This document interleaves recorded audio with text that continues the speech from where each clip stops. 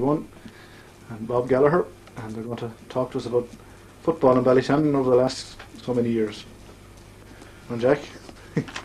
Well, my association, I go back a long time with Ballyshannon and the line of football. In fact, I played minor football, I think it was for Ballyshannon in 1935, 36, 37. And I remember Ballyshannon at that time won the last county championship they won was in 1932. And they hadn't won one for 4 or 5 years, which was a big thing for the Ballyshannon club at that time. At that time the county championships was played on a home and away basis, and unfortunately there was only 2 teams in this division at that time, Bundoran and Ballyshannon. And in the first game that year, 37, Bundoran beat Ballyshannon in Ballyshannon on the first game. So there was a meeting called in the Rock Hall, and John McDermott and Seamus Kane and a couple of others decided that it was about time that they drafted a new talent into the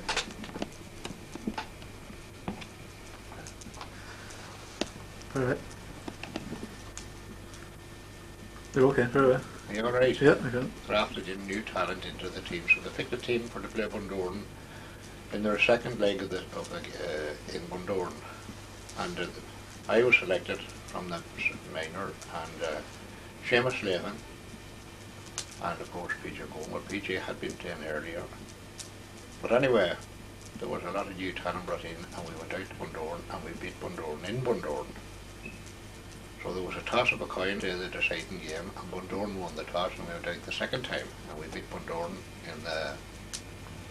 in the deciding match. We played Glenties and Killybegs in the semi-final, and we beat Glenties. We met Guidor in the final in Glenties in 1937, and we beat Guidor. That was one of the first. Gary McDermott was captain that year. That was one of the first championships that that was the first championship medal that I got. And down through the years after that, I got, I think, 4 more. I got 5 championship medals altogether. I think, as far as I can make it out, in 1937 and 39, 41 and 42, 51. 42 and 43, and in 91.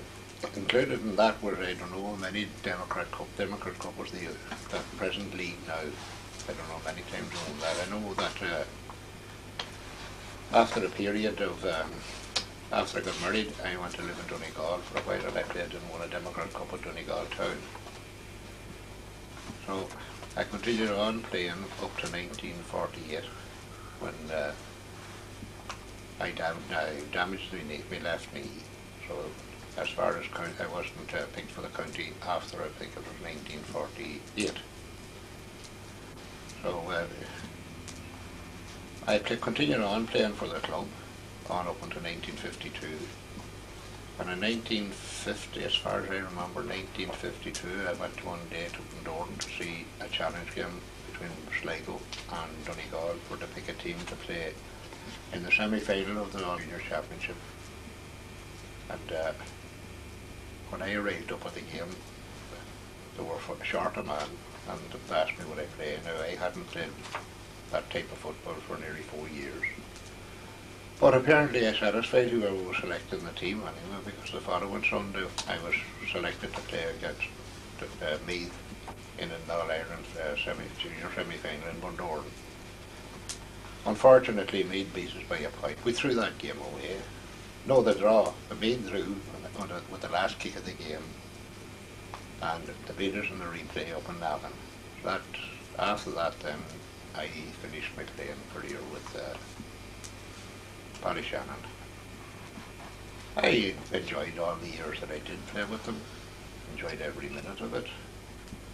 And the only one thing that I'm envious of is when I look at the facilities that footballers have, and think that the conditions that we played in, that it's a crying sin that Ballyshannon can't produce better teams than they have. They have the finest facilities of any club in Ireland.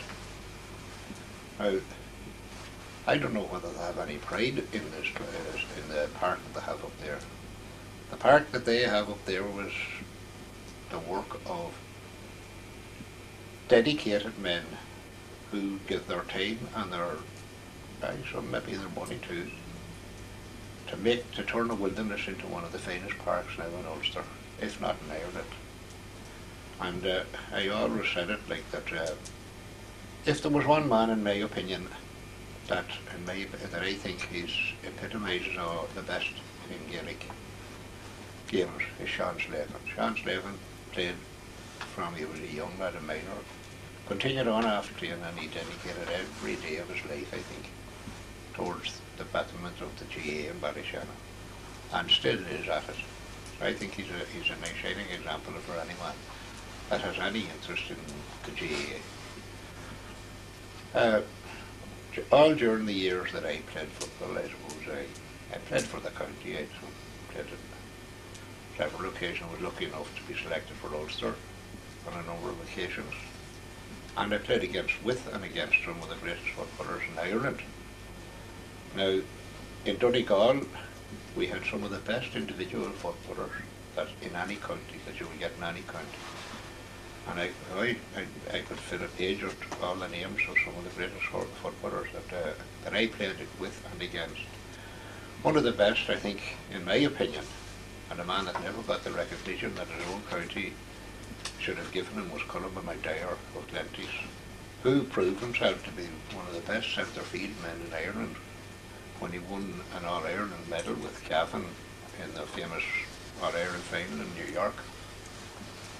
And naming others, got him a PJ going at Aodh Mercier, and I thought was one of the finest Gaelic footballers that ever I played with, or ever I saw.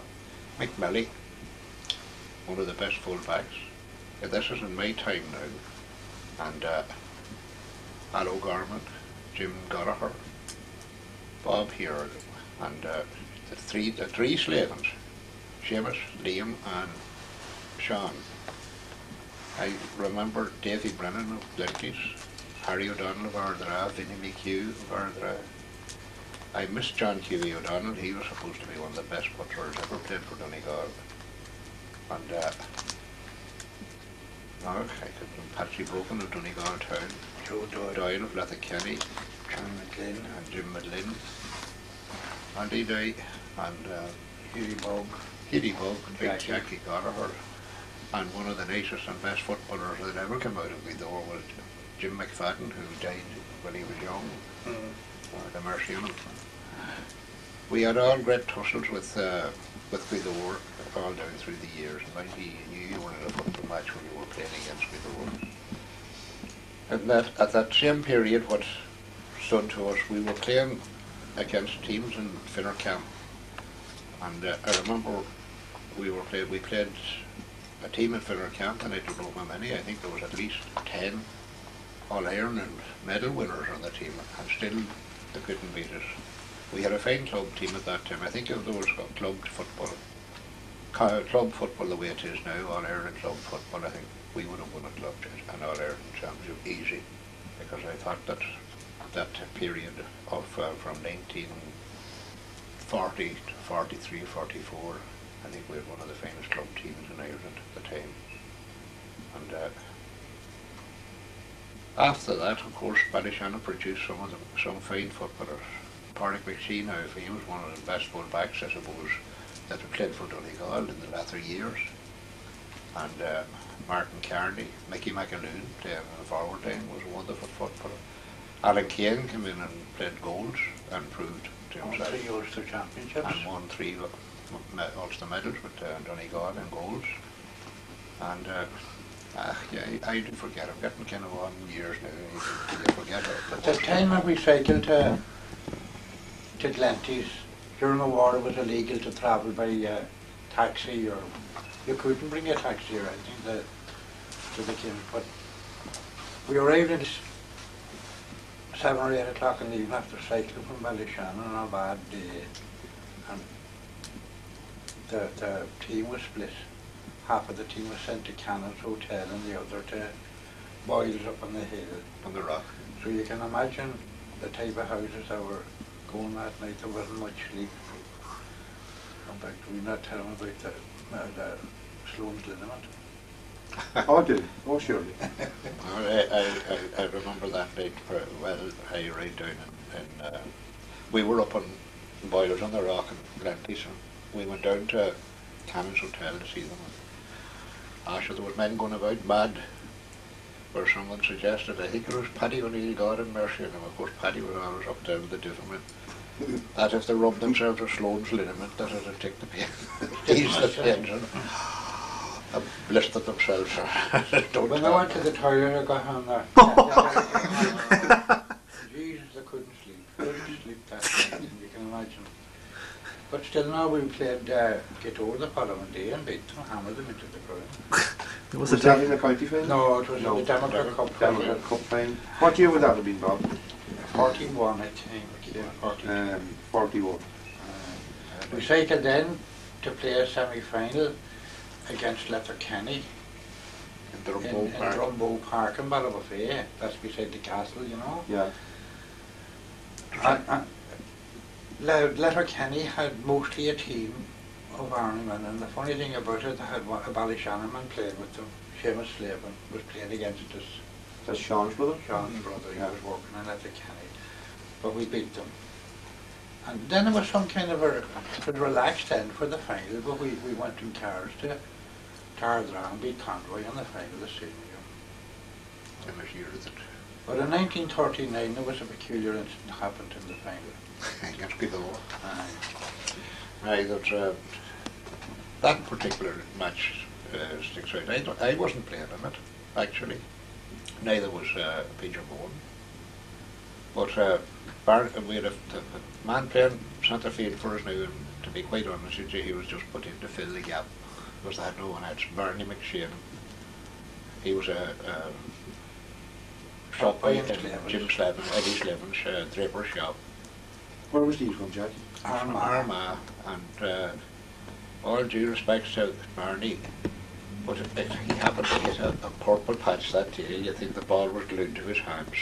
He played a blinder, and we beat Guido in the final, but it was all over 10 minutes before full time, and Guido knew this, and I had a goalkeeper, Hein McCool. And Hein decided that the cup would go back to Guido, whether they won it or not. And away he goes up to the table and grabs the cup. Now, the county secretary at that time was Dan Ward. Dan was one of the civilest characters, I suppose, that ever was associated with football in Donegal. He was from Ardra. And he must have been about at least 20 stone weight.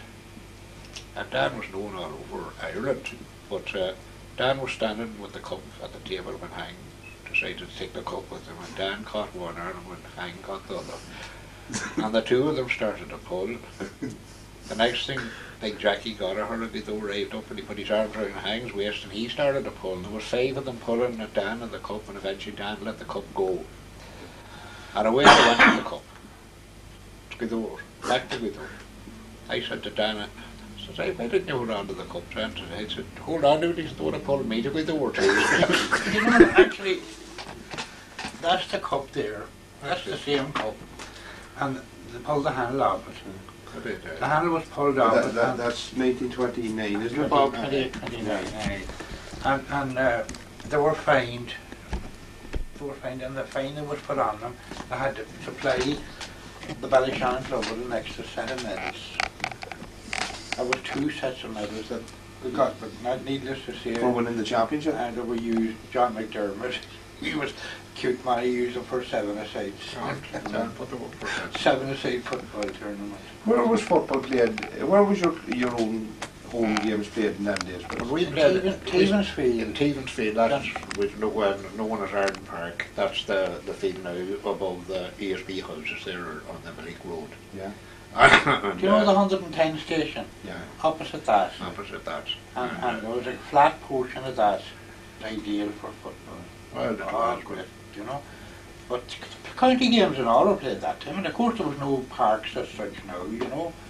And I remember one time Jack was talking about Columba McGregor, but he was working as a carpenter at the building of the Floods garage. And we were picked one that during the war to play against the army, and Columba wanted to play. That he was training for the Connacht Championships. He was playing with Sligo. So we allowed him to play anyway, and which was a dirty weather day in winter time. And when the match was over, we were sitting under a hedge, and Columba says to me, "Where's the bathroom?" Should I come with me? And we went over, and there was a lake of water over one side of the field, and we went in the dead of winter. How we didn't take TV and washed ourselves. That would be now where John Ward's house is, isn't it? Not that for no, it was over towards the ESB place, oh, right, you know, so Columba got us baptism of fire that day. Yeah, there wasn't much regard on the players that time. What about Stonewall Park, please? Yeah, Stonewall then We lost that Erin Park then when the Erin scheme started. the cementation used it as workshop, yes, you know, the built. When the scheme was going on? So they gave it a kind of a makeshift, mechanical workshops and everything. a makeshift field away out of Stonewall. It was small, but it was good enough, you know. Served its purpose. The only danger was that you could lose the ball in the river at the time, you know. It was along the bank of the river, was it? Just along the bank of the river, but... Well, it's covered in now by water, isn't it? It is. Stonewall House was tossed, it was beside us. When you consider the conditions like that we played football in, like, I mean, I don't believe, honestly now, I don't care who hears me say it, I don't believe the present day footballers of any grade would put up with the same conditions that we had to put up with. I remember, you can imagine going into play in Corrigan Park in Belfast. That was a quagmire, especially in the league during the winter. Right. But no facilities at all. Tap. And when you come off the field, there was about 2 inches of muck from head to foot. I remember one instance, there was a row of corporation houses that were doing, and every 2 houses or 4 houses had a tap on a post outside, and there was no fence. And I remember, and this was in the month of January, February, I remember going over, and I was small enough to stand in under the tap. I turned it on in my head to wash the whole muck off. And just when I was finished getting the whole muck, the boys all lined up behind me. Out comes this woman, and she had the roads where you could hear her here, she ran the whole lot, and wasting the water. And the boys had to come home with their dried on them. And they had to pick it off them when they got home within the night. It was the same in Derry in Celtic Park, Yeah, you know, that park that after the opening again. It was breeze, you know, cold, ashes breeze that was on the middle of the... I know, like, I mean, there's no getting away from it now, like, you know. When I went up there to that park one day, I went into it, and when I saw the dressing rooms, first of all the playing pitch, anyone that couldn't play football in that park, up in Ballyshannon, they couldn't play football. But when I went up to the park and I saw the dressing rooms, perfect. You wouldn't get the like of them in some of the hotels in Ireland. And showers. But I'll tell you what changed my opinion altogether about the present day footballer. Is he tough enough? When what was hanging on the door when I was going out, only a hair dry. I think that was put in for the Camogie team, sir. I said, oh, Camogie team. I said to myself, God have mercy on some of the boys that are gone before us. If the poor Dodger saw that. Your grandfather, your Uncle Dan. Dan. You know, like, I mean, well, good luck to them. I suppose they deserve it, you know. I don't know.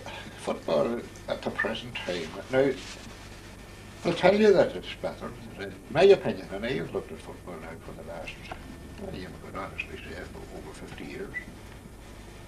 I don't see the football any better today than it was when I was 10. Not one bit. They used the Brother Field, you know, at one time. Yeah. At the Turtle Park. Was there a great battle took place there, Bob? One, I think it was a junior match between Ballyshannon and Cashelaar. Oh, she wasn't in the middle of it. Can you give us a wee bit on that, Bob? It was a match between Cashelaar and Ballyshannon. The junior game. And there was no referee. The referee that was appointed didn't turn up. And this man came up out of Swedish and he crossed the wall and he says, I'll referee it. He was one of the clerks at Gallagher. Yeah, but you didn't tell him where he was coming from. He came from Luton on the horse. Coming from England. Coming from England, and half drunk. And he refereed it and there was a free awarded anyway. And the ball kicked it away and the next thing, God have mercy on Liam Slavin, he kicked it away and your Uncle Dan went over and he knocked Judd, the referee. I know that whatever came that started the whole. Whatever kind of an ocean. Was there sailors there that day, Bob? There was an old boat in a steamer at Cole and Miles and the sailors came up to see the match. And when they looked over the wall and see this more, they must have flew like hell.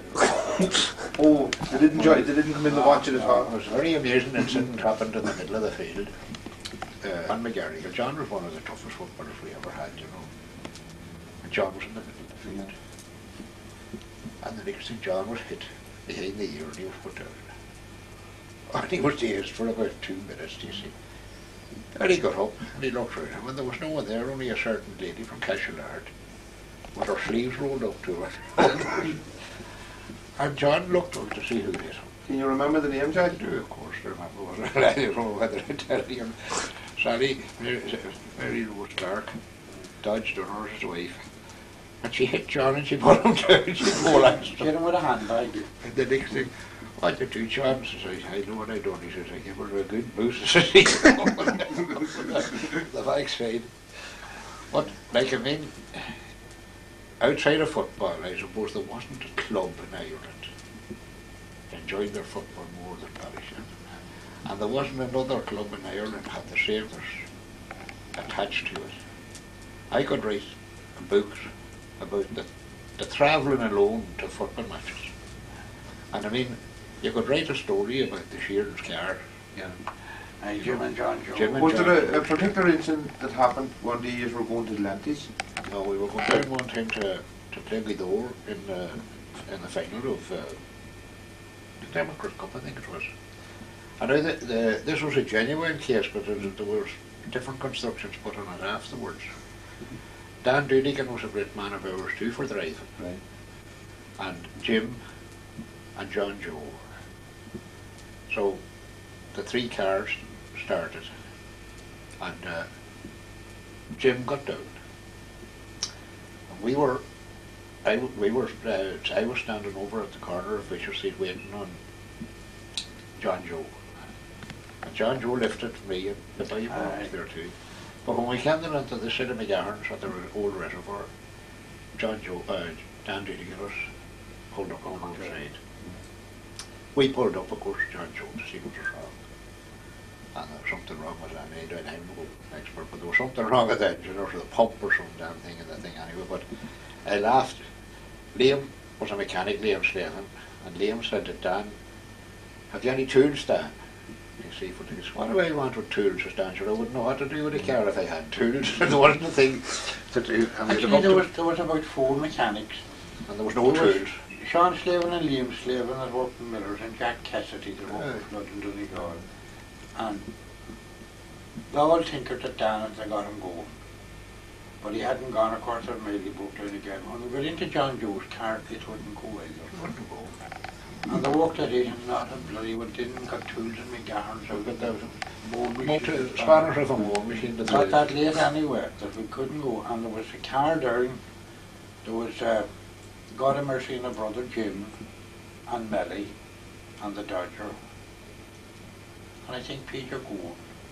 No. Q McGinney. No, PJ wasn't there. QE. PJ didn't arrive, but he didn't arrive down. And they were in the park, you see, and they had the jerseys on them out waiting on us to come down. And the crowd, there was a big crowd. You know how much was lifted at a shilling? There was over £300. At a shilling? At a shilling. But fair play to Gallagher. They agreed after to a refixture. You know, and the funny thing about it, when John Joe turned the car that day, and he ran it down, you know, all downhill down to and he ran it into their cinema, you know, there. And Tyler had the car, he had to get something done. He went up in the morning, turned around, away she goes. And what Dan did, he kept What year would that have been, Bob? in the 40s or in the early It 40s. was a Democrat Cup final anyway. We did. Was that against Guido? We beat them 1947. We beat them 9-1. I got a machine Jim was playing that 1947. In Ballabafay. 2-6 to 3-2, Jack, was that how? No, they only got 1 point. The day we beat them in the replay of that match.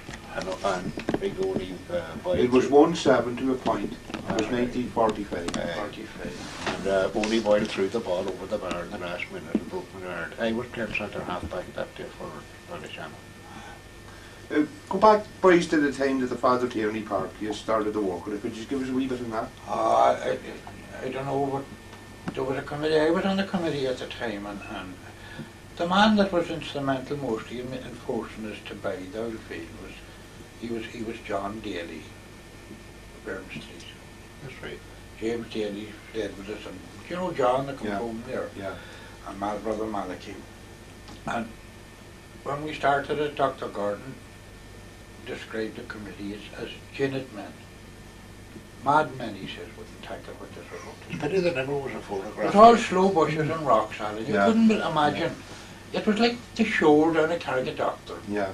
That's what it was. And only for the scheme being on at the time, but we at the start developed it and we pulled the bushes, and I was the first man to tie on an old chain on a white thorn bush up at Father McElroy's up there, and it was young McCormick from Ballycarrig with the tractor that pulled that hedge out of it. You know, and Patsy McCormick, married to a daughter of Willie Warren's. But between Huppin and Hurden, we blasted the rocks ourselves. Of course, there was lads worked at cementation, had plenty of experience. The voices, you know, when Benny used to come over and we used to drill holes and They lived on the rock there? And then the clay and the filling, thousands of tons of rock, you know, rubber. That came from the cementation. And then the topsoil came from the ASB. And only for that it never could have been done, you know. The one thing about it was that they were dedicated men. And many would have been involved, Jack, in those times. Many men would have there eat in the evening. And it was a fair good committee. There used to be 10, 15 up in the evenings there, you know, and given their free time and all like that. And I didn't give much of it to the gods through, but when I look back and see that's the dedication that Lee Biggie and Johnny McGee. The Dodger. John McDermott, who's late, it was Red Evan and the Kerrigans. And Terry, and the Kerrigans. And but everyone. James Kay and your father. And Sean Slavin. Was there much machinery then? Like, most of it manual? No, I'll tell you, Liam McDevitt was the local contractor, you know, McMahon, he was in charge, and he gave us a dumper. And there was a fella married to one of the Darcys, Dunleavy, used to drive it for it in the evening. And we gathered the whole stones from around the front of it, you know, there on the road, and brought them down to hollows down the bottom and dumped them into it. But it could never have been done without cementation. You know. The cost would be lost. I know it's a monument to all the GA members. Red Packy McGee, he was give them their due, there's no getting away. That's why I say, like the Lake of Sean Slavin has spent this last 40 years. Yeah, and still going strong. You know. The McCormick man there, would he be in any relation to the son? To the McCormick man on this hurling photo? Aye, the son. John McCormick. He's a brother of Father Tommy McCormick. Yeah, that's right. Yeah. And he was interested in the club at the time, and way back when the hurling team started in Fatherwood. There was some John Downey, the Democrat, was a great supporter too, you know, the editor of the Democrat, and he was in, and there was a man, Norton down there, Huey Norton, is that the man who's now with Hamilton in Barrycourt? Yeah. Well, I remember in the early 30s there used to be matches in Nairn Park, and there was one particular match I remember, and there was a falling out between some of the club members and Ballyshannon, and went and played with Cashel-Ard. Cashel-Ard had a fair good team at them times, but they played them in the championship, in the first round of the championship in Iron Park, and they beat Ballyshannon. And one thing sticks out in my mind was Mickey Rooney's father, Paddy. Do you mind him, Alan? He used to sell bread, Paddy. No, I don't. He walked into the golf club too. He come up the field and he was singing, "I'm not sorry, but I am glad that I am playing for Cashel." He started a murder match.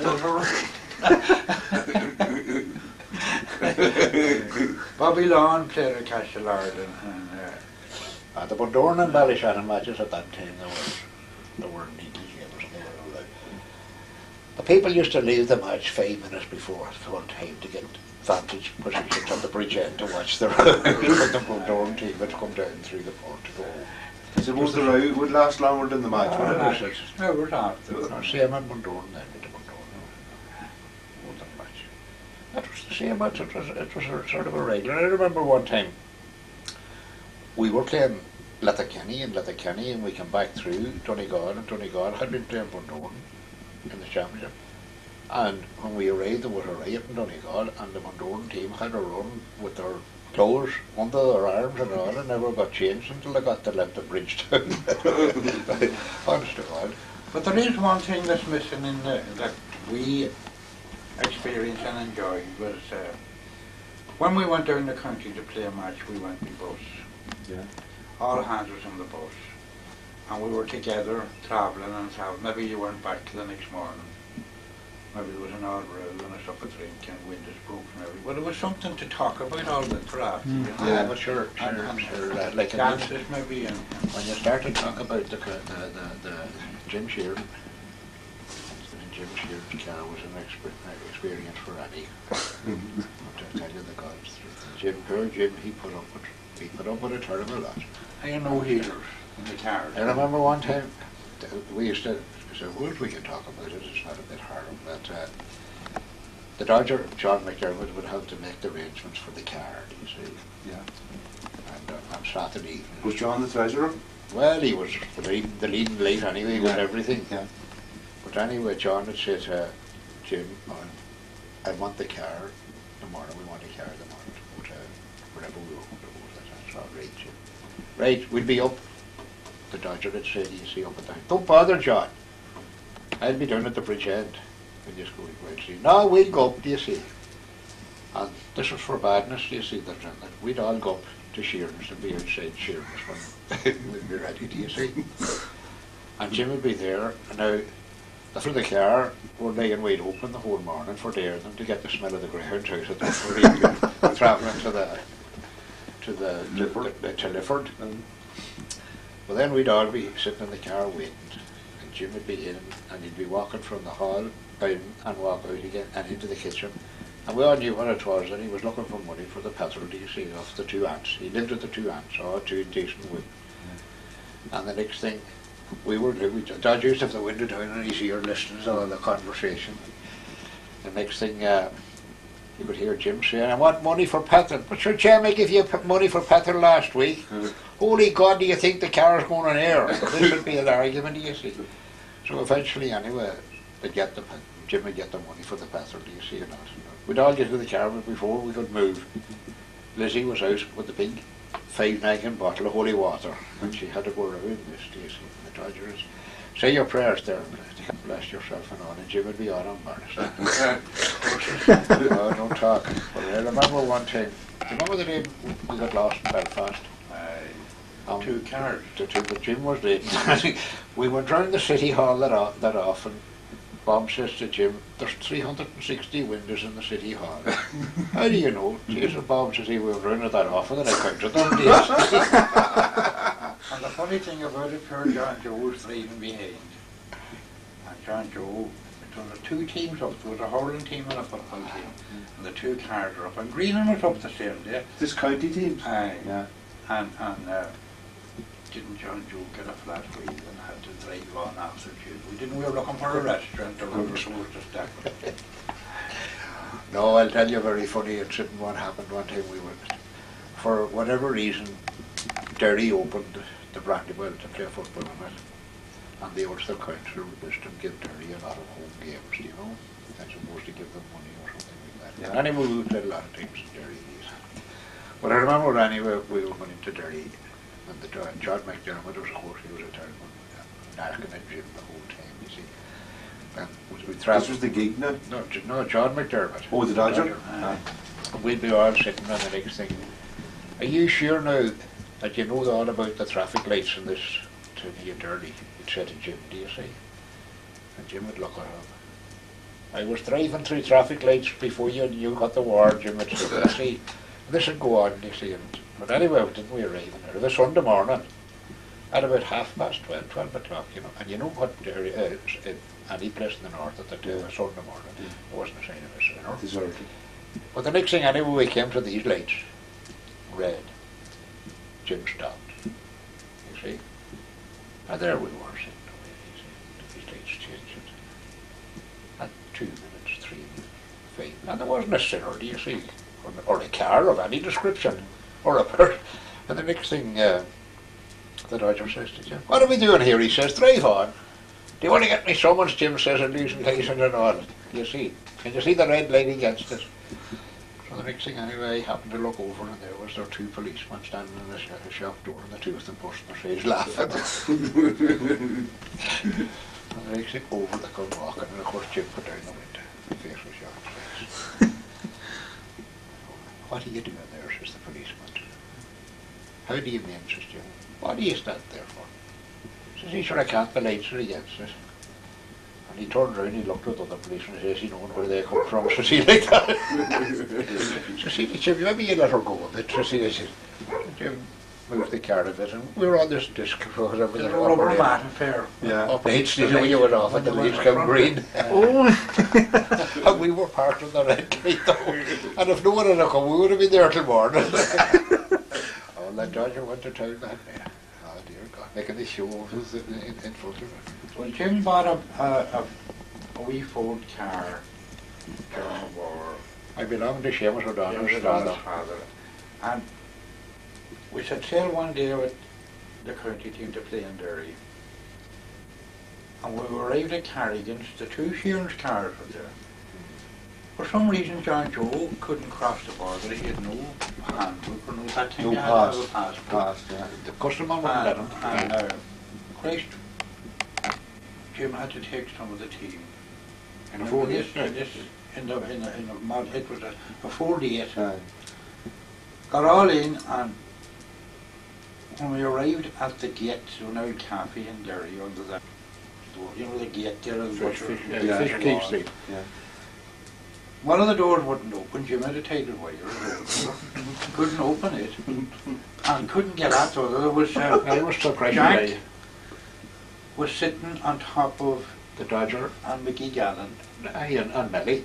in the front. In the front, imagine. In the Ford, yeah. And the 4 of them in the 48, and they couldn't get their hand round to open the door. And they had myself and Dan Doherty and Red McSlavin and Peter Cole and Paddy Mitchin in the back. Matthew McGurty.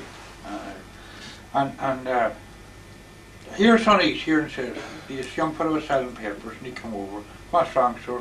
See, would you go around and open that fire door?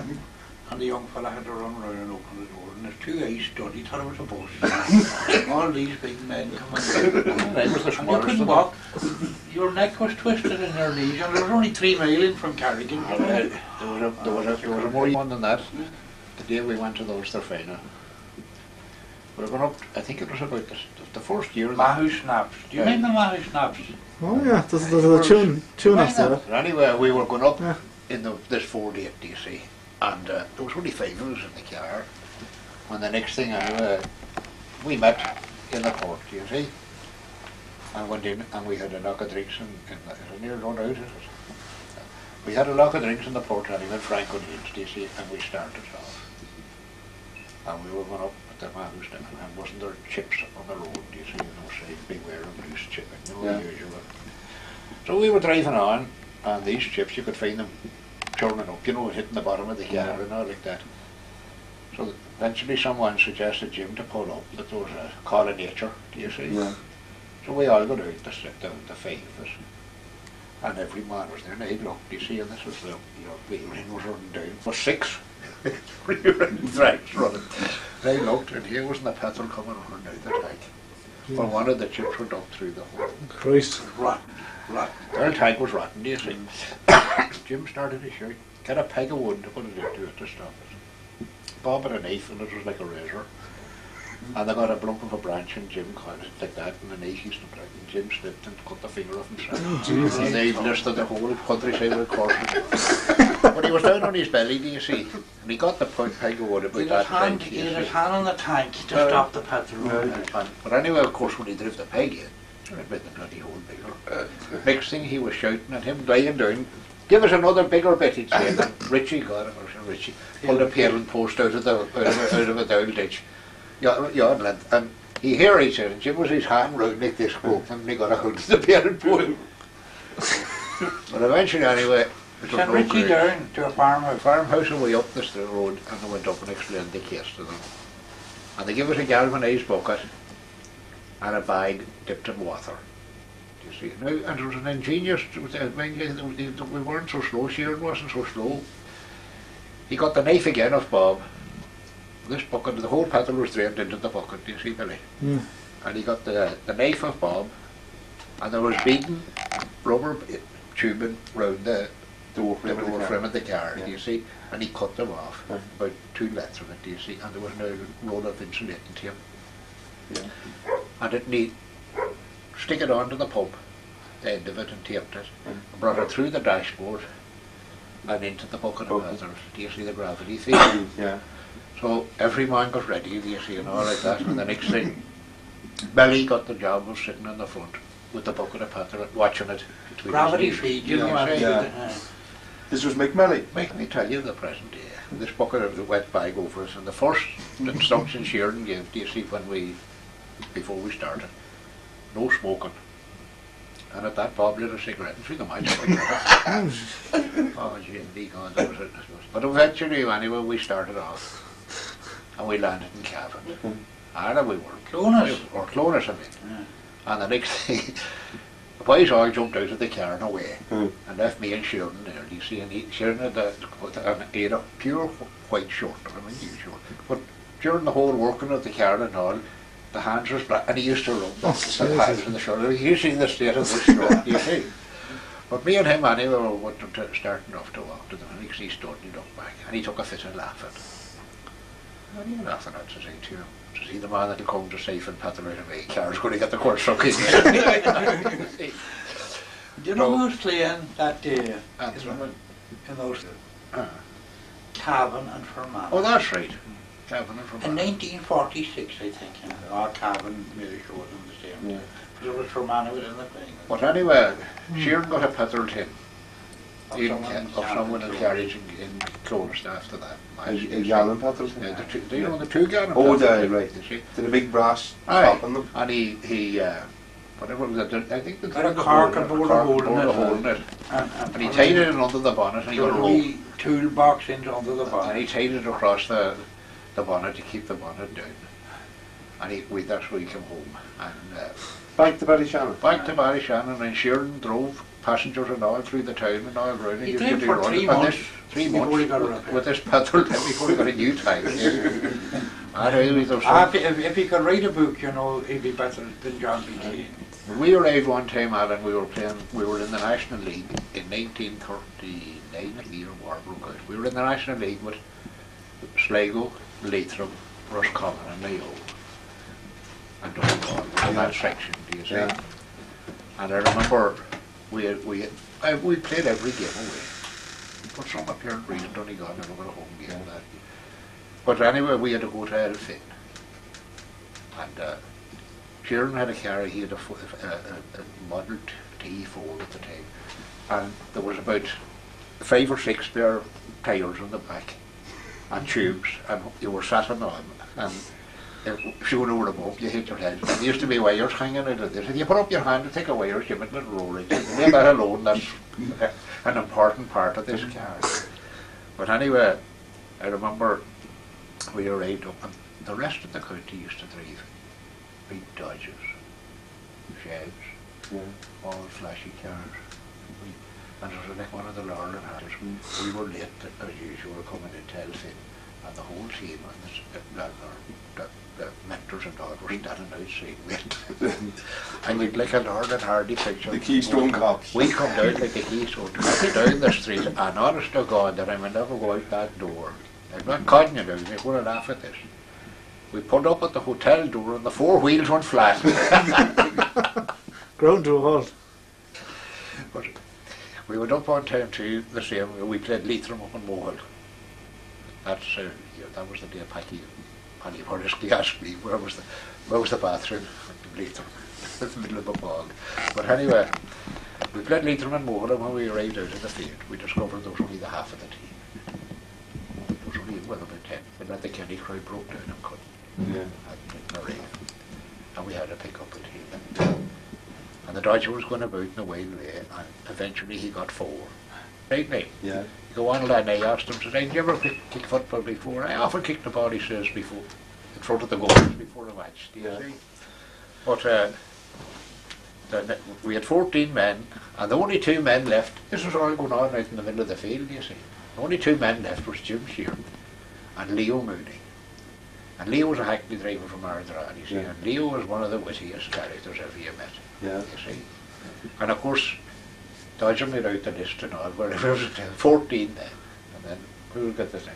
And everyone turned to the Sheerin and Leo Mooney. There was only 2 Donegal people. And the next thing, somebody is allowed to win the goals. You see, and Sheerin didn't know what to do. He was standing there, and the next thing Leo says, "Well, source of city, you like that to the Dodgers to see. Seeing that my opposite number here beside me would take up more space on the goals than I would, to see all my nominations." And Sheerin, but he didn't win the goals at all. I think we played around the goalkeeper, and we were very near beating Leitrim on the same day. We could have enjoyed McGarren. But there's just things like that, you know, that brings back memories of all the fun that we used to have at Pat's brother, you know. you know. And there wasn't a That's pub. John's New York. No, No. he's dead. He died in about 1942. Fine footballer. One of the finest athletes that ever was in this town. What's the brother in New York? What Jim. Jim. He was only a handball. Handballer he played, but John was a footballer. No, Ballyshannon, there was a lot of great footballers in Ballyshannon right down through the years, even to the present time, like, you know. But I can't for the life of me understand the attitude a lot of them adopt, you know. Like, in all fairness, when you see young fellas with such talent as Jerry Corn, for instance, you know, that had everything in natural. like when you consider the facilities they have now, everything, you know, on the conditions that they have of playing. Like, I mean, we played with an leather ball, like, once it got wet, you might as well hit lead, you know. And I honestly say, like, the talk about leather footballers, but I don't believe there's a man playing Gaelic football at the present time would score a point from 50 yards with a leather ball. He came home from England walking during the war. Who's this pal? John Conley. Yeah. And wherever he got this football, do you remember that? And it was one of the first we ever saw where you... It was the first ball that ever came with the perfect, the hole in it, you know, that you blew it up with a... Good, you mean, it hit. Well, that's the father of it hit. But Pat brought it home, he said it did the boys, the balls were scarce, do you know? John. And to see that it did the boys at home, he brought it home from England with him. During the war, you couldn't get footballs at the time. Like, I mean, if a club had a football, they were made up. If they had 2, they were rich. And then there was always there was a watching match for footballs. If you were playing away, you'd find a fight. I'm telling you about Sean Gallagher, you know, big Sean of Antrim. He was in the army in the camp, you know, an officer. And when we were playing the army, he had to get this ball. This ball had to be brought out for him.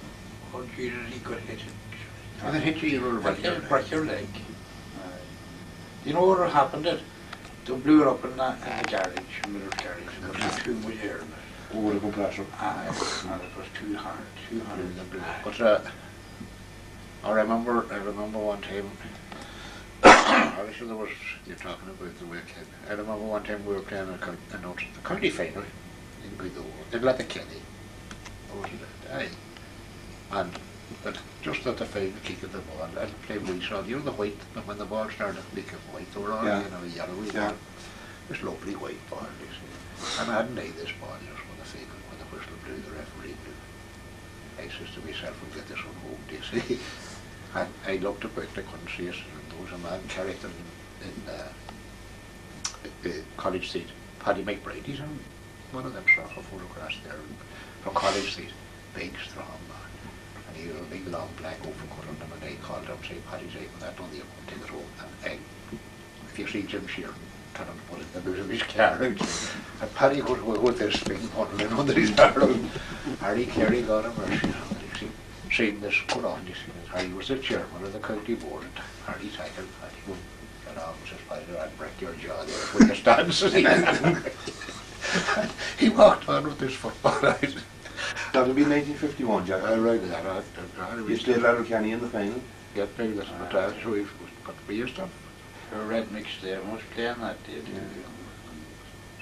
Was there much hurling being played in them? No, in them not years, for like? now. We did play hurling now. We played a few games against Ballymafay and against the Both. Army. There was a team in Finner capture in the war. We I'll played. tell you the good one about they were talking about the hurling. We played minor hurling, mostly. And I remember playing on a minor hurling team one time. And if you broke the hurling stick, you were charged 4 and 6 pence. And we played Burt. And Burt were playing with the shinty sticks. Did you ever see them? Yeah, Made out of the wind root. yeah. When they break on the hurling sticks that when they swing at it. And our God of me, you were afraid of me. What years would that have been, Jack? That would be around the 1937, 38. I remember The late 30s. a minor final played in the Salem grounds.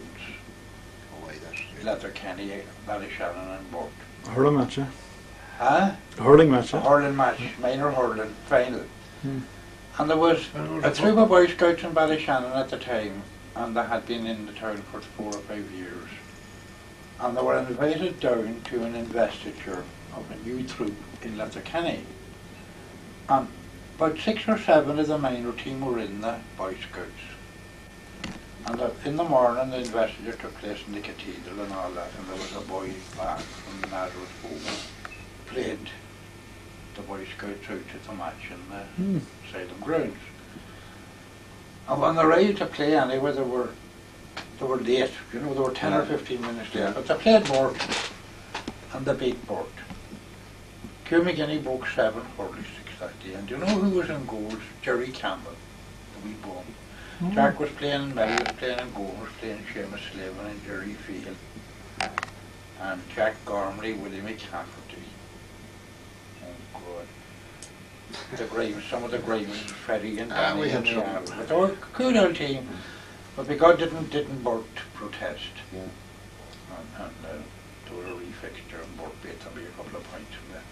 That was in the Salem grounds. That's a long way to go. I see Ballyshannon was in the 36 and the 37 county final in hurling, but they were beaten both games. That's right. That'd be one of them. That'd be minor, would it be? No, that was senior. Senior. Senior.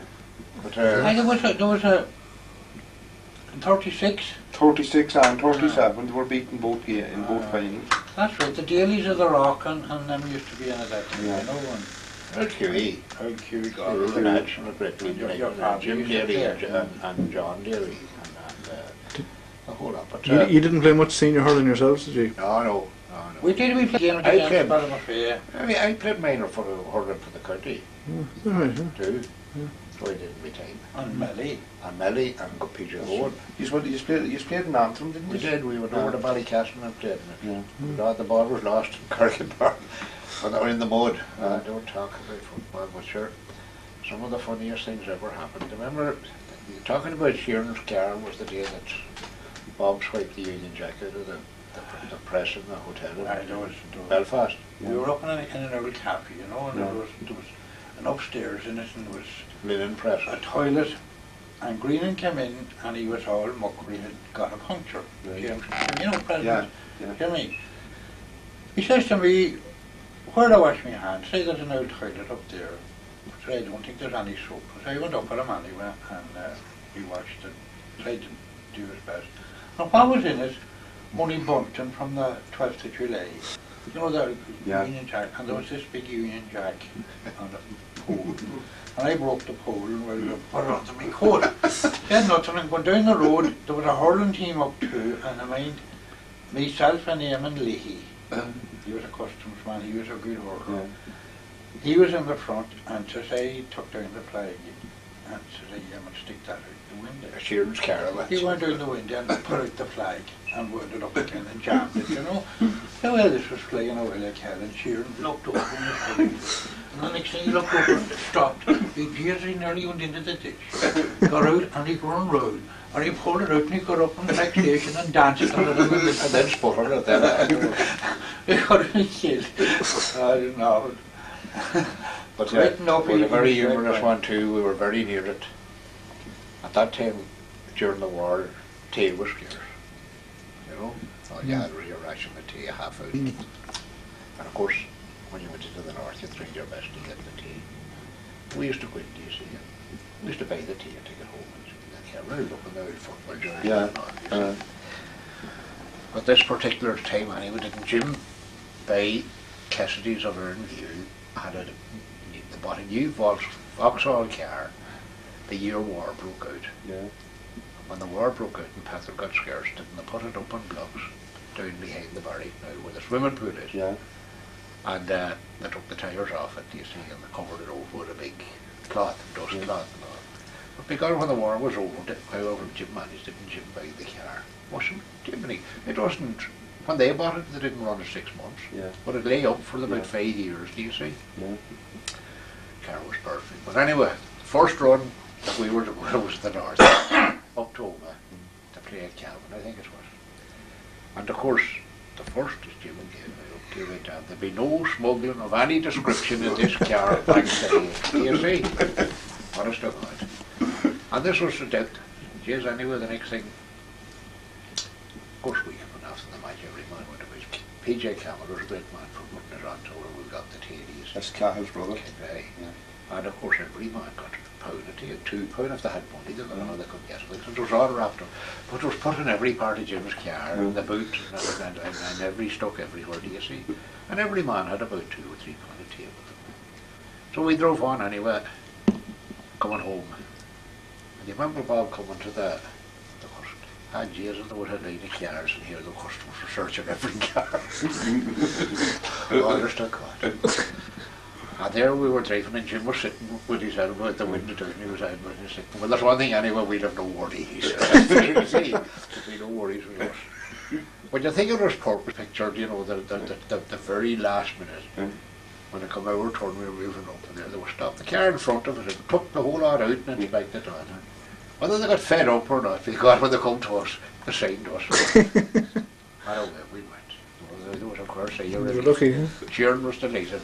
And what's the reason? To see if we had tea, they wouldn't stop. You see that now? We could have taken anything we wanted. But eventually, anyway, we arrived out at the bridge end, outside of Ferguson's. We all used to go in for a drink to Ferguson's after the night. And of course, the next thing, Sean and a few drinks, you know, do you see? I wasn't drinking at the time. But I was sitting with my hand across the seat, you know? Yeah. And Sean used to come down and Sheeran's neck with the fist. Stop it, Bob, he'd say to me. So, say Jim, it's not me, but on another few mil. And stay him again. I tell you to stop it, I got cursed with him when I started. Said, come on, today we'll finish it on the road. The two were on the road. But here's it going. Jim, he says, it wasn't Bob. Not Bob, the steward. Well, said Jim, I'll apologise, I was wrong. It's not the shot. The next thing we went on down and we were going in, you know that area, Callum's Road and Florence Court. Yeah. And there was a trailing match and a noise on the car. And Jim got her stopped. And do you know the shaft, the drive shaft, dropped down. Yeah. It could have come back into the car and killed me for it. Yeah. But we got her stopped anyway, and he pushed her in the side of the road, and there was a farmer man giving leave to put her in. They said, I'll have to phone for the car. He says, you wouldn't have a phone. No, but there's one a couple of 100 yards down the road. Down he goes, and he got into the telephone kiosk, and there was a wee taxi man beating him again.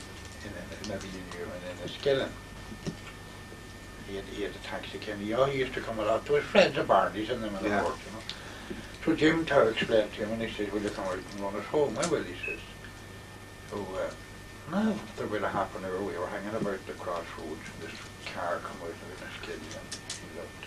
All right, Aodh, all right. What's wrong with you here? And he says, do you think it's a fucking bus outside? What's wrong with you? Man, he's in this. And there was I don't know many, there must have been 9. So here he says, give me that phone, and he rang another taxi. And it took 2 taxis to take Sheerin's load. And that was the profit gone. And he had to bring them in then and buy drink for them. And you know, there was Mickey Slavin and Peter Gowan and Sean Kane and Sean Murphy at Donegal and myself and wee Peter Gallagher and a few others. And I don't know where we sat in the camp. But when wee Flanagan wasn't pleased to be called out, because he's not a bus I have, he said. There was another very humorous, John Jody say done all the driving too. Yeah. The bishop. The bishop.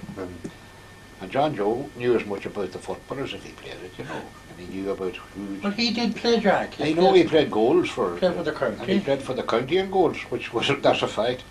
But anyway, sure, remember the day that we were playing in Iron Park? Paddy McCafferty was. What do you mean? Paddy McCafferty was centre half, and Paddy would catch the ball, and no matter if the whole 15 of the opposing team was coming to tackle him, he'd have to say he was chewing the back, he'd have to spit out first, you see. But the next thing I knew, Paddy Meehan was standing at the goals, whether he was umpire or not, I don't know. And the bishop was in goals, and the bottom in for a goal. Paddy, someone says, it's a goal. Paddy McCafferty, and damn but it is, he says, well, they didn't save it, John Joe. And Paddy Meehan, sure, John Joe couldn't save up to get drunk as Paddy Meehan. But John Joe knew all about football. He knew as much as, and he knew everyone, and everyone knew John Joe. We were going for years, do you see? Yeah. But whatever kind of a notion, there was a young fella from we were doing a Mood Convoy or somewhere, mad to get on the county team. And he was conceited enough to think that he should have been on the county team, you see. And didn't he took a notion that John Joe was a selector. And no matter where we went down the county, he was always there looking for John Joe to get him on the county team. And we were in some of the pubs one day, and he was having a drink, and he came in. And he said, what? Get that man a drink there, John Joe, half an hour's kind of bottlist. Started to talk to John Joe, said John Joe, that'll be all right, I'll see about it, and took it on. So of course the following Sunday that he turned up again. Invited John Joe another half an hour's kind of water. But John Joe was getting drink off him every time we met him. It ended up that John Joe had to turn around and tell him, now I done my best, son, and I couldn't do any more, but they outvoted me. And he wasn't even on the committee or nothing. He's getting the free drinking, yeah. Well, very amusing it too was seemingly this car that Jim had, you see, was mileage he was paid by with the county board, so much just flipping a mile or a shilling a mile. I got so much a mile for it. But didn't he put on the wheels, the back wheels of a 14.9 on the 48? Right. And they're fitted all right, but they were a wee bit bigger. Bigger, yeah. So places that Jim would say used to get that time maybe £6 for your own double cup there and back, it was cut. And he couldn't understand it. But should Jim Dodger say to mileage off to speed up with them? I said Jim, I know what's wrong. It's the wheels. The big wheels, he says, is not registered right. And Jim couldn't convince the Dodgers that this was wrong. But every time Jim had to lose a couple of hours, you know, But the big wheel wasn't going round as often as the small one. But I'll tell you, the Sheerins now, to give them their due, they suited the GA at that time. Because they never asked for a bill. Joe Sheerin was often owed money by the county board maybe for 3 and 4 years. Yeah. Running free, you know. Yeah. And he never forced them for a bill or anything, you know, like that. But money was scarce. And money was scarce at the time too, you know. But I tell you, there was another very funny incident happening, whether you'd have time for it or not. Every time we went up to either Cavan or Clonus, or up that road, there was an orchard on the roadside, do you remember? I'm close to the custom. Going up, do you see? And Sheerin had automatically stopped the car coming back for the Ruadh orchard during the harvest time of the year, you know. And like it was as much that we had to go in for to get apples for this for for the win. The Dodger, of course, would never get out of the car. But this Sunday we were coming back, and it was the first Sunday Jim Flynn was with us, do you remember? And Bob and Richie and myself and the Dodger, mixed David. But eventually anyway Jim pulled up. Now, there was a wall about that height, and there was a big hedge, Yeah. do you see? Growing about 6 or 7 foot higher, do you see? But this lovely orchard. And there was an old house up, do you see, way back about maybe 30, 40 yards away up, do you see? But in we went, into this orchard, you see. Bob and Richie and myself and Jim, do you see? And Jim had nothing, only he'd pull over on him, do you see? Yeah. And he like this, do you see, and was put on apples and, do you see, and all like this, do you see? And we were stuffing our pockets and we were pulling away at apples. And Nick Jim says to me, "Come over here," he says, "there's a better bush here." I remember the last time we were here, there was better bush. And he got down it to go in under the bushes. And I couldn't hear Bob or Richie moving at all. And I looked, and there the two boys were out over the ditch. And what is it to do? They went up and kicked the door. Do you see?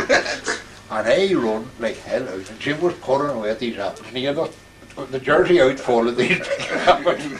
And the next thing anyway, I got out on the road.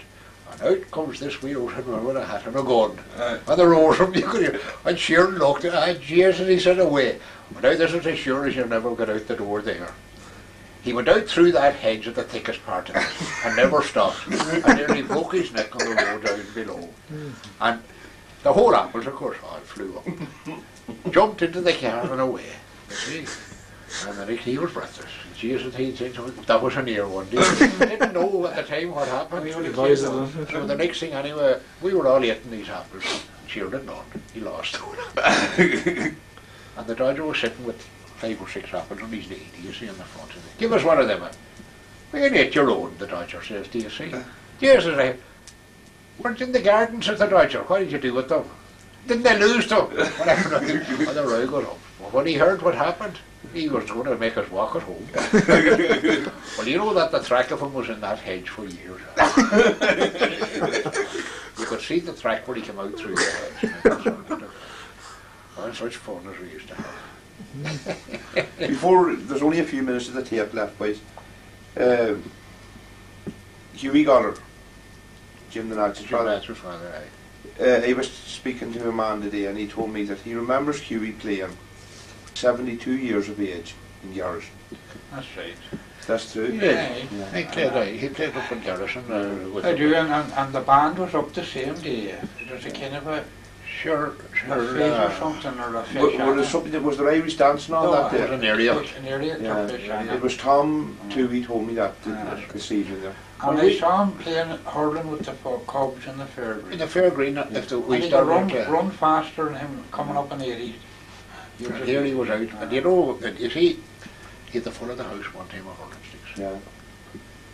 They lived up on the Donegal Road, Pierce Road, Pierce Street. You know, up on the Donegal Road. Pierce Street, aye. And I remember, you see, he worked in Miles's sawmill, and every suitable bit of ash that ever come in, if he thought he could get the makings of that, over hurling stick out of it, he made it. Yeah. There was only 50, 60 of them.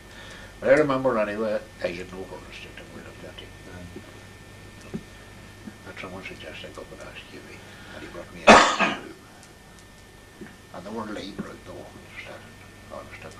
He must have picked them, but he'd be the best anyway. He must have picked the thickest. Was that minor hurling, Jack? Minor hurling. For the county, yeah. And away I went. And I remember the senior team was playing the same day over in Ballycastle and Antrim. And we were all laying on the sideline waiting. And this man came over. I had the hurling stick. We were sitting all day. It was probably a warm day. This man looked at the hurling stick I had. And he says to me, "You're from Ballyshannon." Yeah, says I. And says "I'll tell you who made that hurling stick for you." Hughie Natch, he says. God knows. And he knew whatever way Hughie used to put the curve with the handle. You know? Oh. Yeah. And he knew Hughie's trademark. It was Garrett Clooney. He played for Donegal. He played hurling afterwards for Donegal. He played, but he was a Garrett Clooney in this town. He knew the way Hughie used to make the hurling sticks, you know. Honest to God. But as a fact, he used to play in the fair green with us and the young fellas and running twice as fast as any of them. Did he play football too? He did. He played a lot of He football. did. We're all dual players. See, there was a hurling team long in Ballyshannon before the football. You see, it was Ballyshannon started off as the hurling club. Mm. It wasn't until afterwards that it was the hurling and football club. You know? There wasn't much senior hurling in the 40s.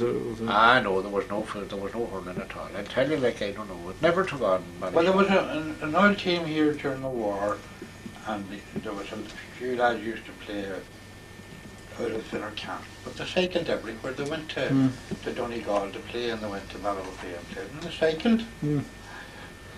But I see here, according to the records here, boys, in 1929 you won the senior football, and in 1929 they won the hurling. They beat Letterkenny in the hurling. And that was a double that year. That was before your Ambrose was playing on that team. Ambrose. Father Ambrose. Oh, was that right? O'Gorman in 29. Aodh's brother. Aodh's brother. Aodh played in 32. There's that team, Jack, look, and there's only one of them in it. That's the doctor, Ignatius. That's a brother of Aodh's there, do you see? Ignatius. Davy Higgins was in it too. Did Terry McDermott play hurling?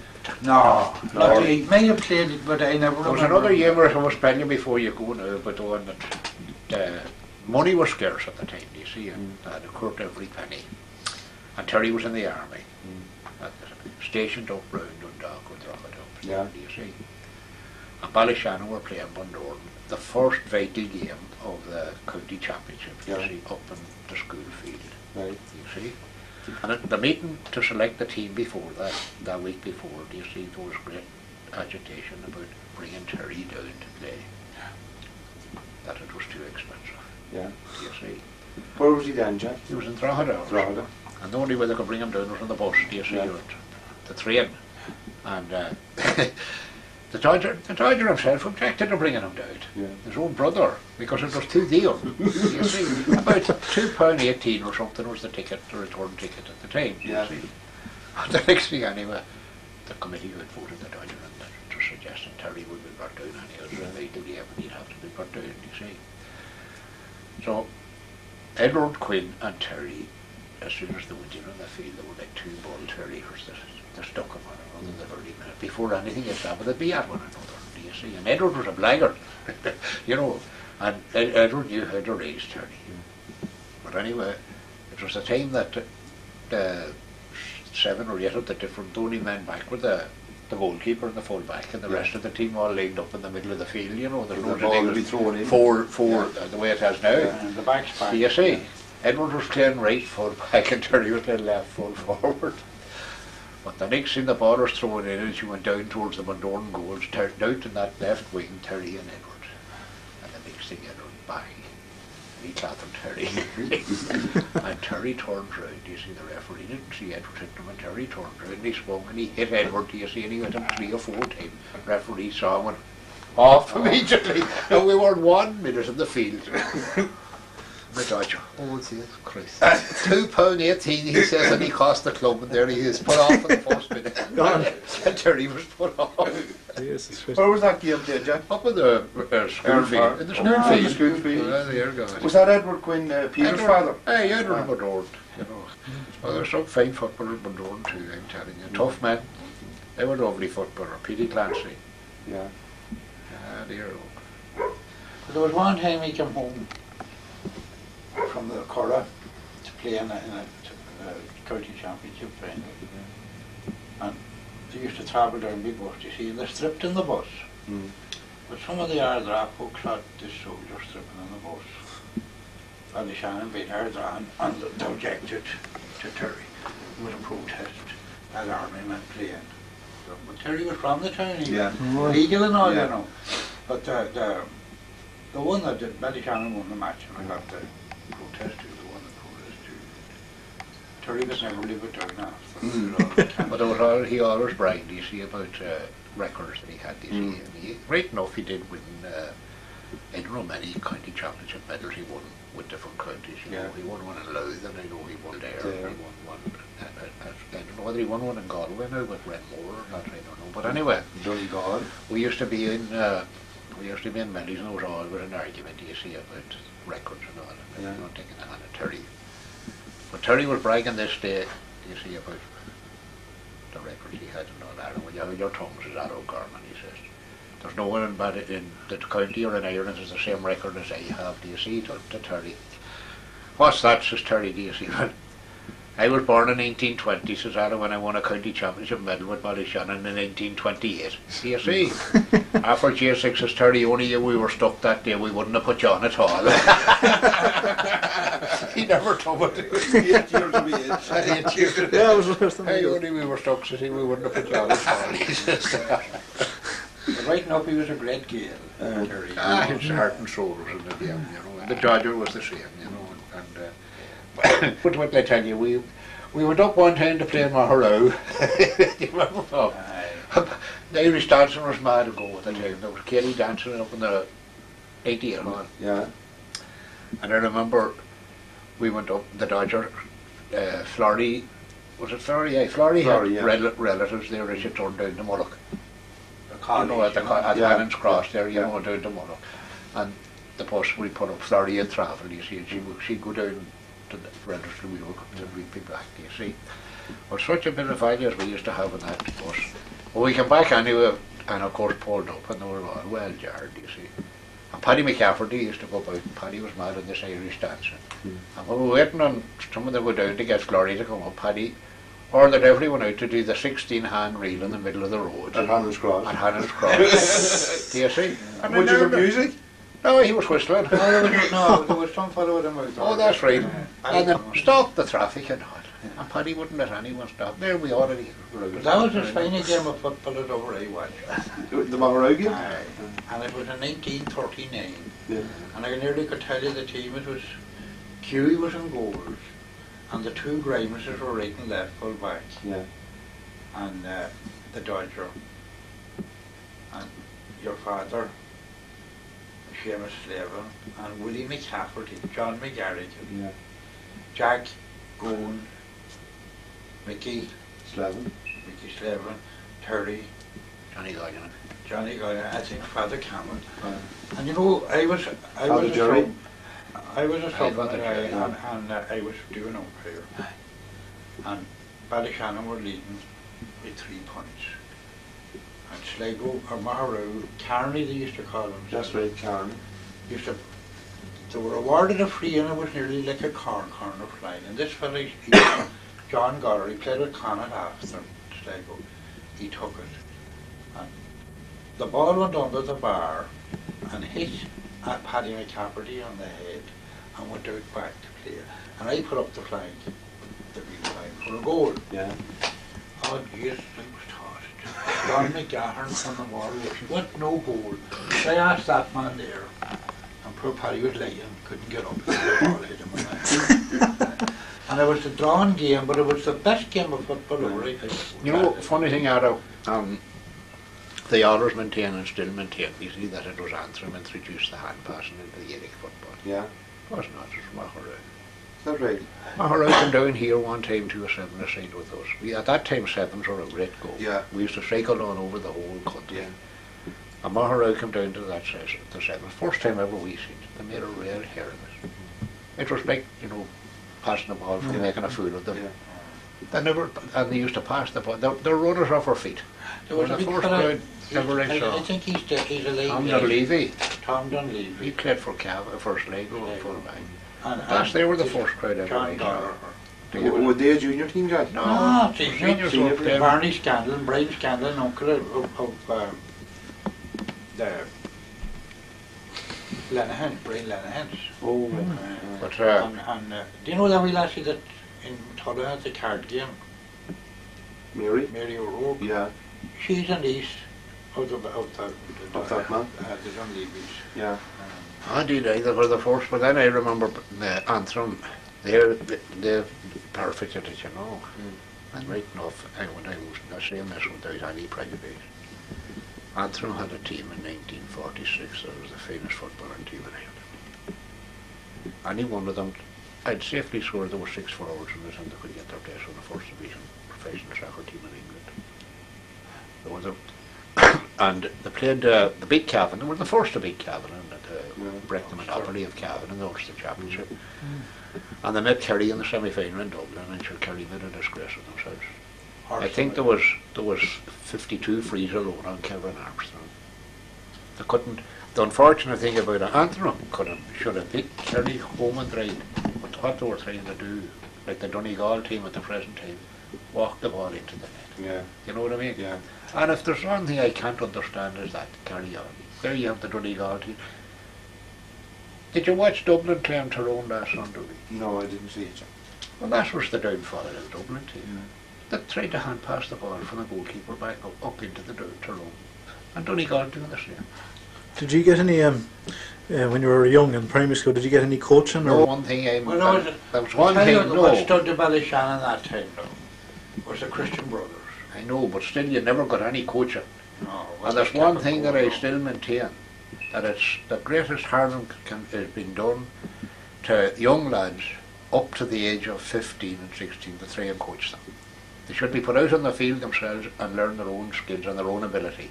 Then after when they get up to minor age, you can coach them. But let them find out they'll learn by themselves. Let them get enjoyment out of it. They will, and they'll learn by themselves. But this coaching, I'm telling you now, just the proof of the pudding's in the eating of it. This club here now, for the last 10, 15 years, has won most of the underage games. Every year you see they're winning at least 2 or 3 or 4 in the underage. What did we get out of the whole lot? 2 counties. Isn't that right? Yeah, that's right. And something went wrong. Like, I mean, I don't know whether it's the dedication or not, but I know one thing, I would be against coaching young lads. Who were the men that would have inspired you, when you were 9 and 10? Who were the? Of course, you see, Billy, you have to take this into consideration too, like the different eras at different times. Do you know what I mean? Like, football was the only entertainment we had. Yeah. No television. There was nothing in the house. You went out. We went up to Croke Park at 7 or Erin Park at 7 o'clock in the evening, and we left it at dark. Night. You know. Yes. And where else would we go? You had only and it was football. And then another thing I'll tell you too, there was no such thing as training hard. What you were doing, you kept you fit. Yeah. Like, I mean, I never trained in a sense that I ever played for them, and I could last it out. I done it a 14-foot hole down for 16 of the 24 hours down on the jet fishing salmon in the summertime. Yeah. That was the only training ever. You know, and at the same time, the finest footballers in Donegal at that time was before 1932 was John Rooney. John the Giant. Yeah.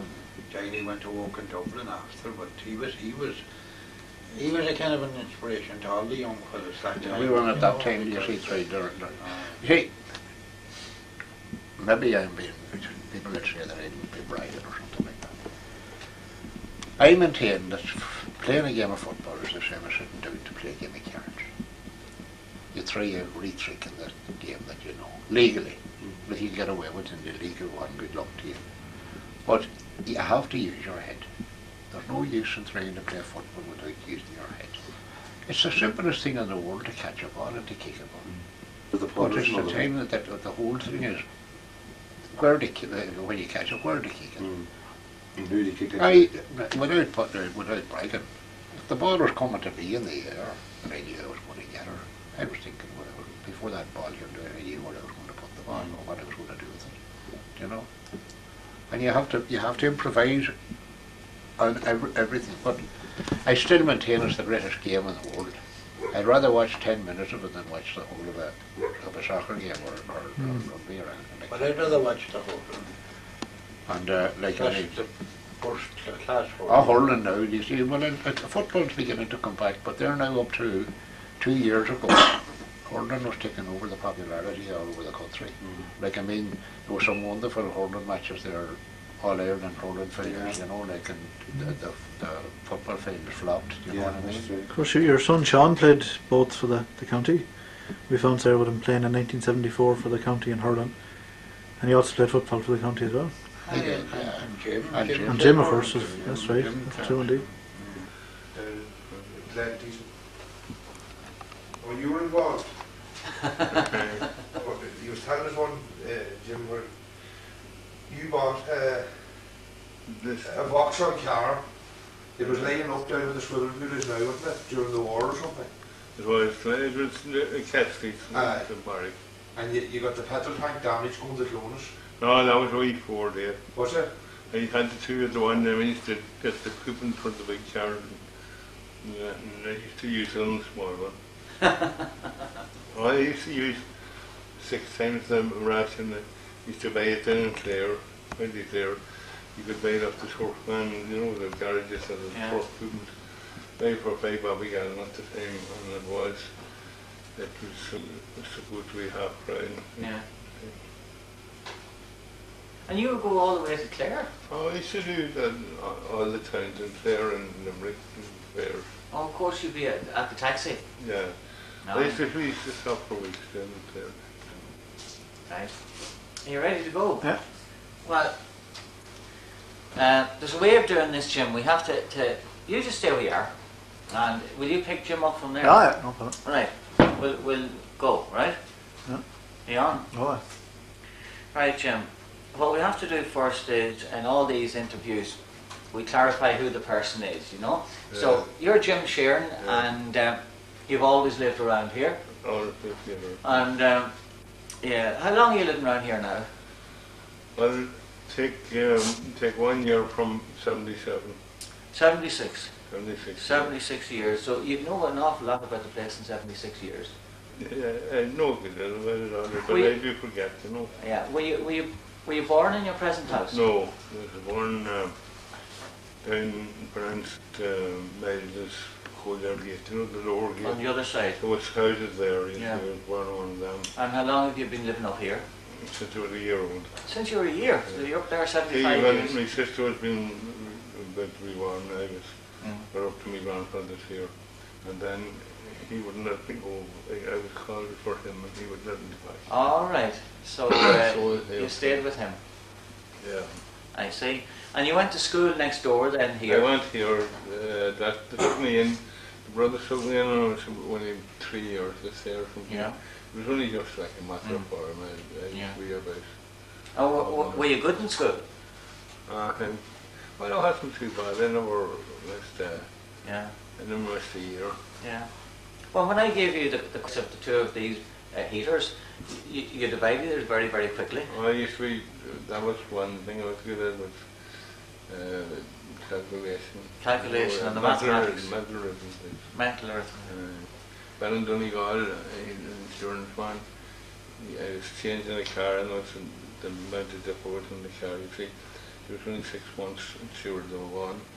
No, then, like 7 for that in Temper, anyone could do it, you know. Yeah.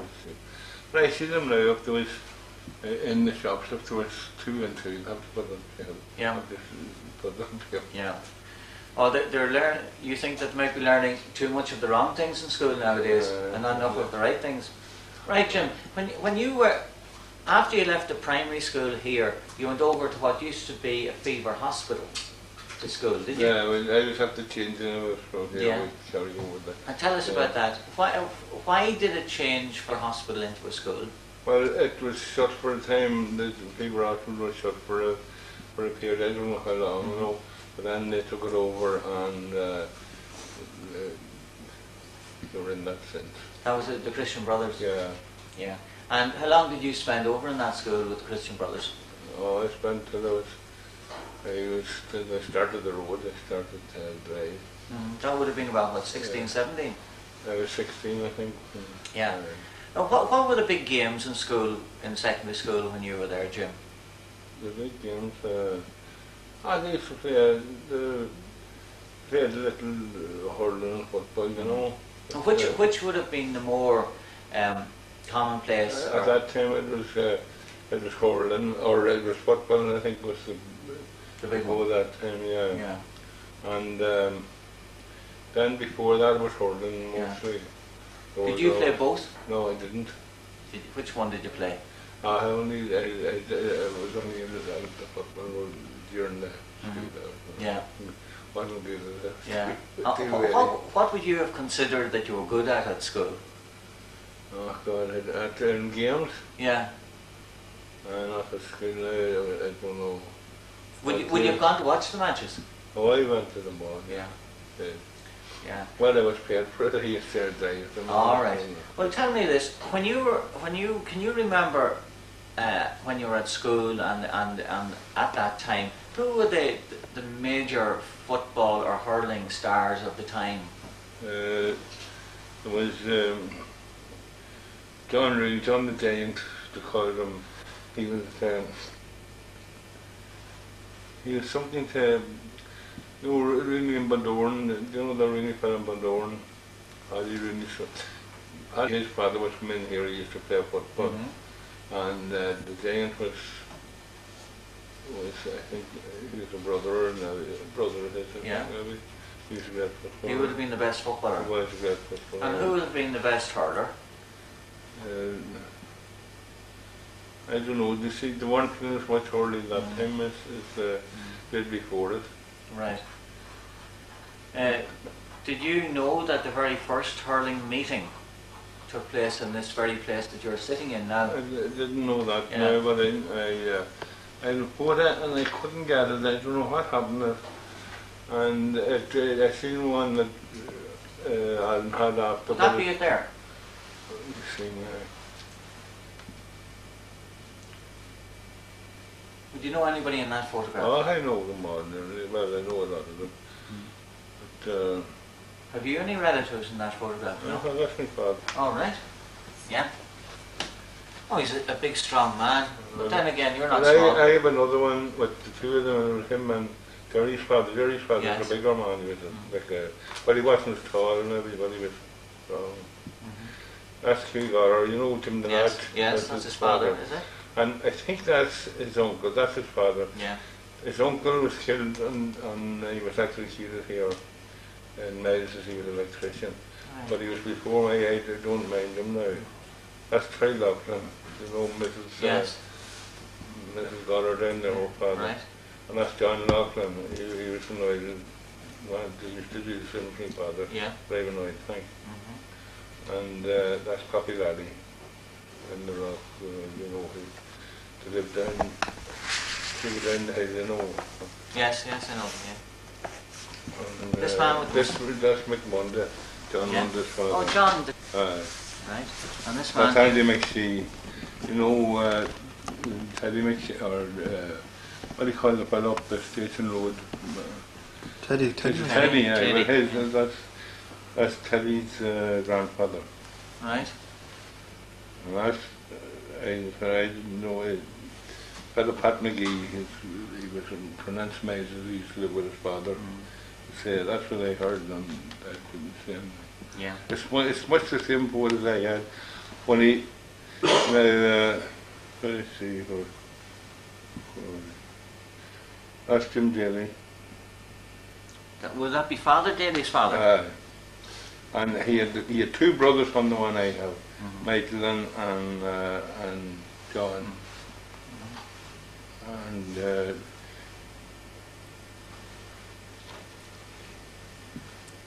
that's shop where Jim Prince is and Damon, you know, Eddie Kesty. That's right, Eddie Cassidy. Trey Loughlin. Did you remember seeing them, Jim, playing? Oh, I did. I'd seen them playing, but it's a long time ago. That's Daniel Quinn. He was a barber in the court. Yeah. And this tall man here, do you know who he is in the middle? Actually, I don't know now. Or any of these little fellas who are looking? I can't tell you now. Right. What about Terry McDermott? Did Terry play any hurling? He did. I never seen him playing ordinary, but he was footballer. He was a good footballer. Was it true that he played for a number of different clubs and won a number of different county medals in different counties? I don't know about that. I don't Somebody know. told me that. He was in the army and he was up in Cavan, but he never played for Cavan. Yeah. And He was in Kerry, was he? No, No? not that I know of. No, Yeah. You'd be up in Kildare too, you know. With that. Oh, what about Hugh Gallagher now and the hurling? Hugh got, so that... Yes. He would. he was a great hurler, he was good. He was. And at that time, was there such a thing as a county hurling team, or was it only a local? It was only, they used to go, I know that they had hurling before, right now, I was born in November 1914, and they paddled the car in motor in May, I think it was, May or June 14, before I was born again. And it was horse cars used to go, and we used to have horse cars, you know.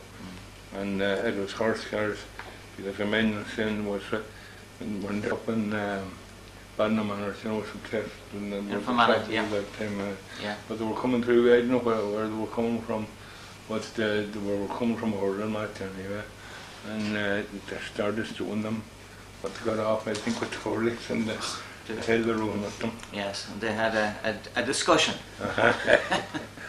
Right. So how far would they have travelled in those days, Jim, to a hurling match? Oh, they travelled maybe 30 miles. And they would go on a cart? Well, no, horse car. The reason I'm asking you is that the priests in those days had the same problems. Yeah, well, I went to the priest, yeah.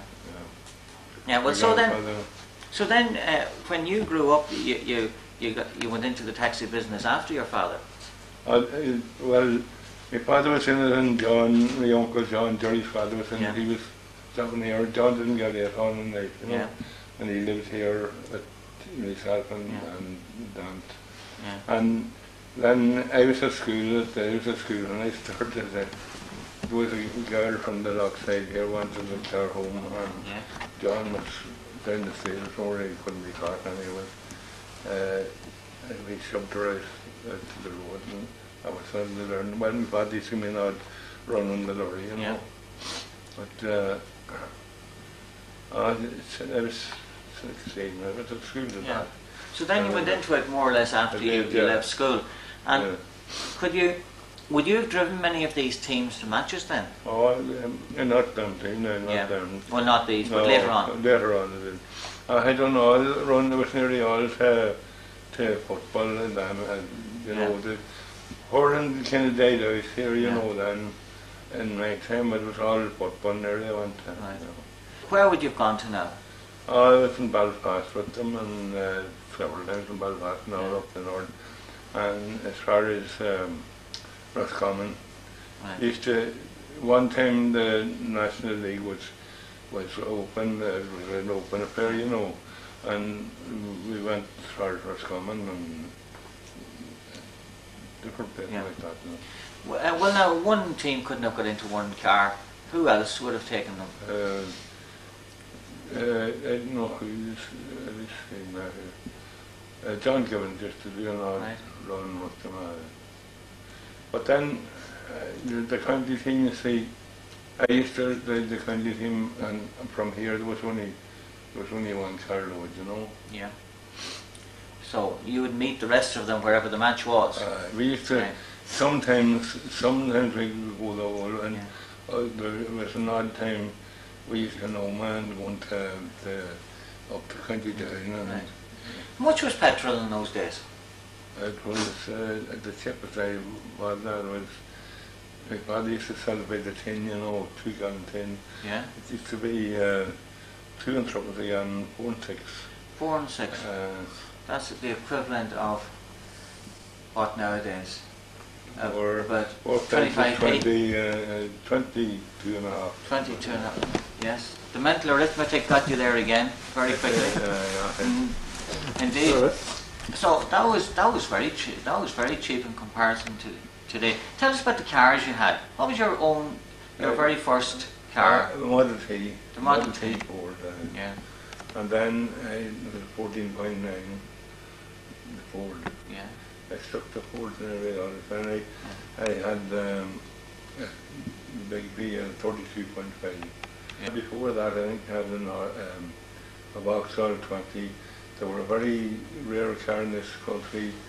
there wasn't many of them taken in. There was 25, you could get a 25 horse, or you could get a 14. But this was a 20, this belonged to a gentleman and the friend of this man in Ballyshannon that owned the barrack, and Mighty Cass, you know, he was up there, John, or John, what do you call it, John Jones. Right. And how much would a car like that have cost you in those days to buy? They weren't, you know, we bought a Ford Deluxe, you know, they were, she was 48, I think, 48 or 49, and a man in Manor Hamilton, a hardware man, and she was new, she had only 2,000 done, and she cost $550. Is that all? Yeah. In cash? And could you Oh, trade sure, in a car? you could buy a new V at one time, but it was before that. You could buy a new V at a couple of £100, about £200. And would you have considered that dear at the time? It was, you see, it was hard to get money at the time. Mm. Very hard to get money. Yeah. Well, going back to the football and the teams, would the football and the hurling have been well organised at that time? Would there have been a committee in charge of it? There was a committee, there was. Oh, and later then it was football mostly all. Yeah. You know. And the hurling was put to one side. It was kind of lost into the. Now, there was a famous fella called Paddy Crosby once. He used to run a show called The School Around the Corner. Yeah, He used to listen to it. He used to ask the children a question that I'll ask you now. He used to say, well, tell us a funny story about what happened. You must know a lot of good stories about trips in the car with the footballers and the hurlers. Can you tell us about any of those? I'll tell you what Bob Gallagher done. We were in Belfast and went into, what's this cafe? It was a cafe in Belfast and in the centre. And they stole a Union Jack and I had it tied on the back of the car. Bob did? And we were coming down, we came down the road and we wanted not to cause the stop. Yes. And I seen this, I was going to put them out on the road, let them walk it. This was playing with the Carlin every time the Union Jack. And you weren't stopped at all? No. But they done that for badness when they see it. Yes, but the Union Jack was probably a source of safety for you. you. It was safety, but I didn't want it to happen. Yeah. Were you ever in Clonus at any of the matches there? Oh, that's my hometown. I never used to miss them. I used to know more. And would you believe the other night there, but the partner was a wee fella and he shouted at me in the front. He says, "Hello there." "Hello," said he. He says, "Oh, I seen you in Clonus." I said, he didn't look to me, only John says, he's better than that. I thought he was only about 40, but in the square wasn't Clonus stuff.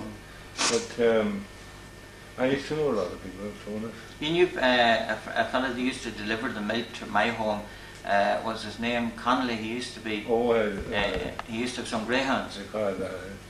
And Mickey Connolly, wasn't it? Yeah, it was. And the fella had a cafe up in the, he was like a foreigner. Scavatici. He used to run one. That's right. We used to go up there for the fishing. We were small. Scavatici. If you went up from here, it's on the right. That's right. From Anna Street. And there was an old man on the hook red bat, and she was a red batter. There's a mulligan. That's right. Paddy Mulligan's wife. Jimmy. The man used to be there too, and odd time. But the sergeant of the guard was always out there, I forget his name now. They used to get in and off into the side, you know. He always done to the eyes that way. Did you have any trouble ever when you were crossing the border with the customs? I was lifted one day over that of a fella. A kind of a head case that was in this town. He was a painter with McCusker. Yeah. And he used to get up on the walls and he'd be preaching about the IRA and all this, you see. And he wouldn't really know IRA to keep him because he was too much, you see. But then he used to say to me in the meeting of pub, "Jim, you'll run me, I'll run you anywhere you want." you know, he used to take it for him. So, came on the time the Queen was coming or something, it was 1950. But like Jerry Ferguson was born on the whatever time that is, we were going out at Billy, and he had one bullet in his pocket, and I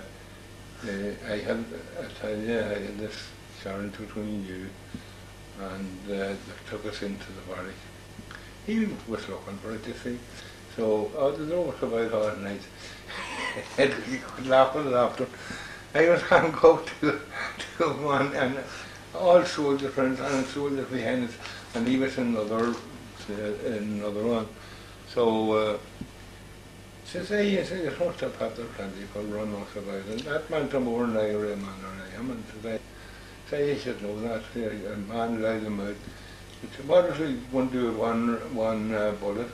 There's one bullet, you see, and he tells the RUC man, he said, oh, he said, I travelled very like and all, he was looking for this trouble. But he left the town after, he didn't go back. I wanted to say, put him into this cell with me, and it was in Cash work up all night. But back to my first man, back to Cash, and then in the students. And he says to me, when they were interviewing us in the student, he says, do you ever any trouble after taking out the leak? Did you drive an ambulance? No, so I didn't drive an ambulance. I know who you're referring to, that's an older man than me. I was only a child that time. And it was my Uncle John, yes, he was. It was my father used to official for driving the ambulance. But John was doing the run for it, and he was tied up. And they got in without a shot being fired and took over that barrack. But then he was... He thought it was you. Yeah. But that was the RUC. What about the customs? I never. We got into trouble one time with the customs, and it was the custom man was wrong. I had 2 guards with me, 3 guards, white and Pendergast, and there was 3 of them, I think, and we had 3 officials anyway, and they had that time. That time you had to put in money for request, and you got an hour, you see. And we were well within our time. One Father Layden, or Father down the port, Little, Father Little. And he said, all the little watches were there, and they said to me, one, the yard. And he lifted the book, you see. So of course I went up to the man the next day, and the headman, and I trained and gave the name to them.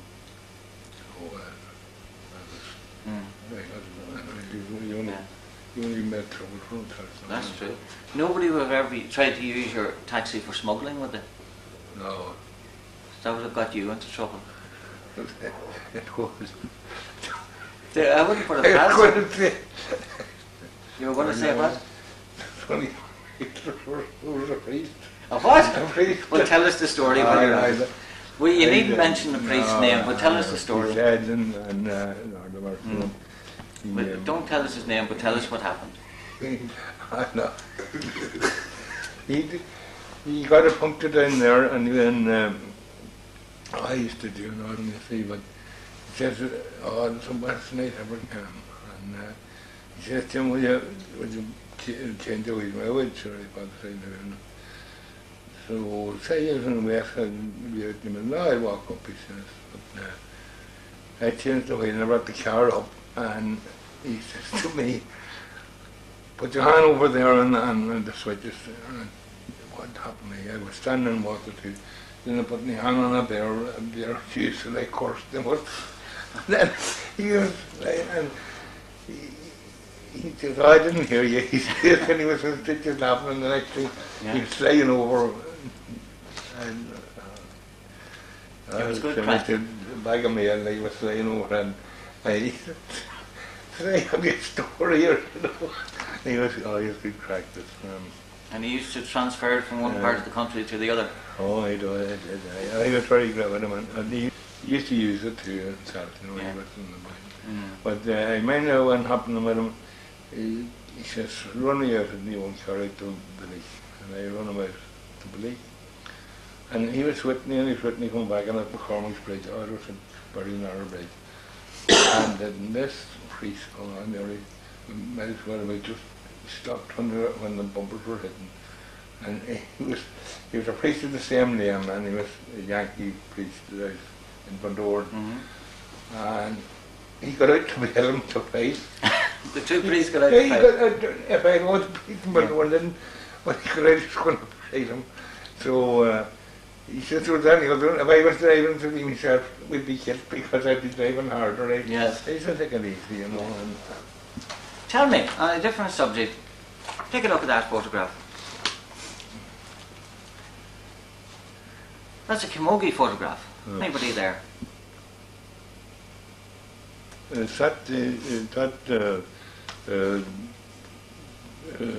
Sheerin tonight. You would have to look. Alan, would you look at these? John Oak's sister, is it? Or, Yeah. Maureen McIntyre.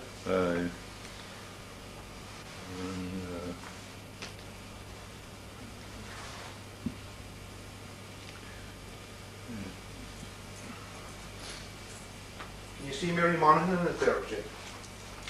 Really on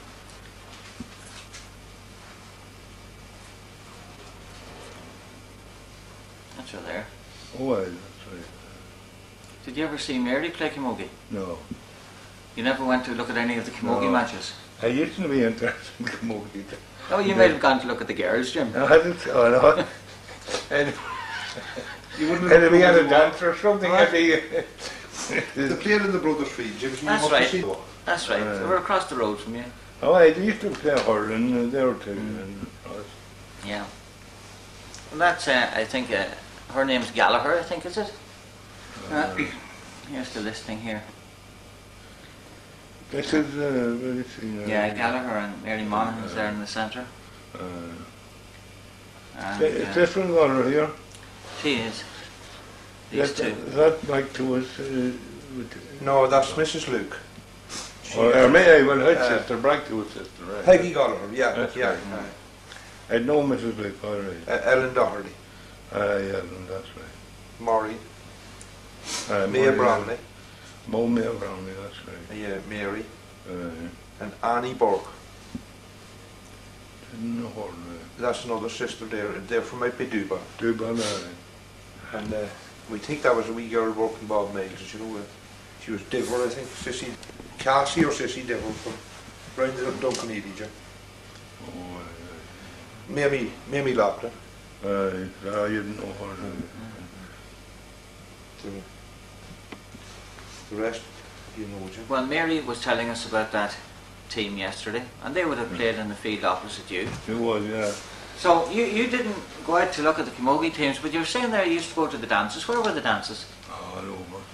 I tell you, it was a station, it was a store down at Ruadh, and they called it the station ballroom.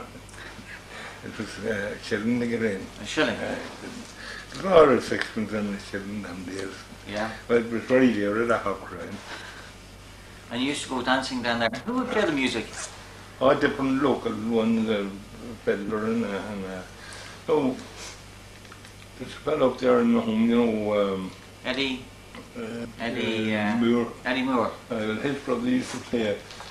And he used to play it too out of Korea. Yeah.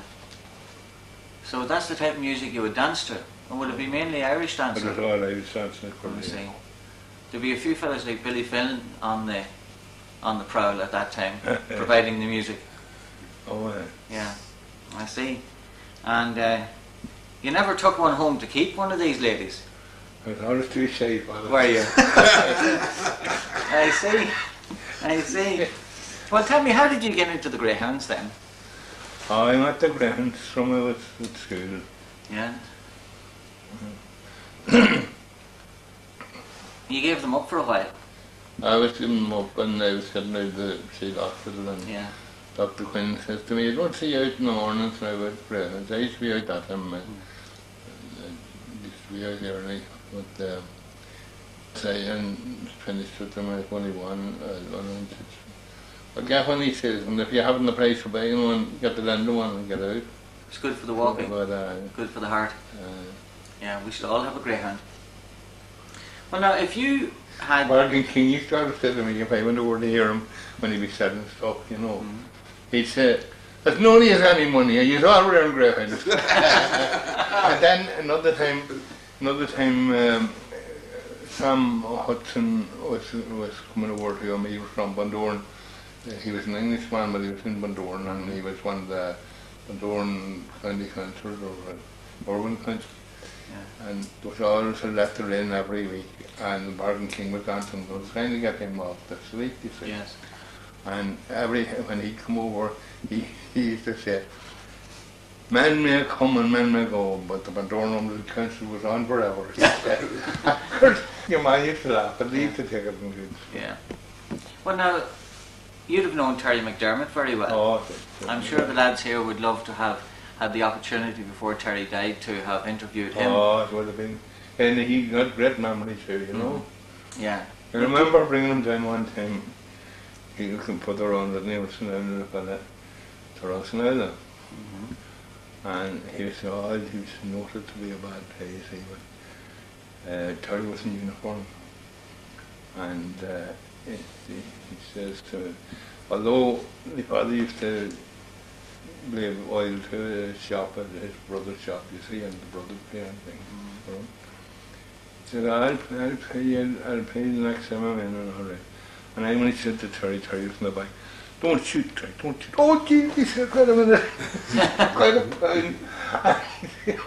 He only kept the whole lot. He nearly died. Terry had a gun with him. And Terry had no gun at all.